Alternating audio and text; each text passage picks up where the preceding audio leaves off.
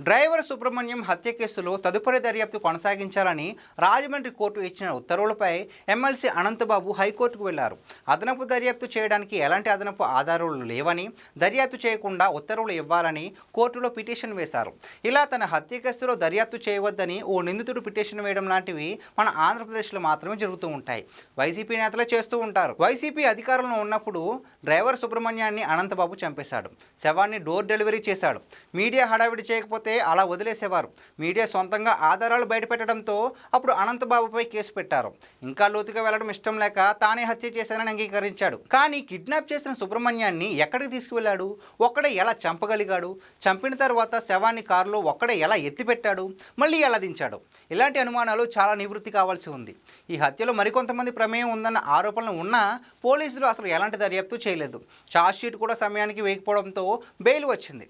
Bail మీద బయటకు వచ్చిన ఆయన పోలీసులను బెదిరించి రాజకీయాలు చేశారు. ఇప్పుడు ప్రభుత్వం మారిన తర్వాత సమగ్ర దర్యాప్తునకు కోర్టును ఆశ్రయించింది.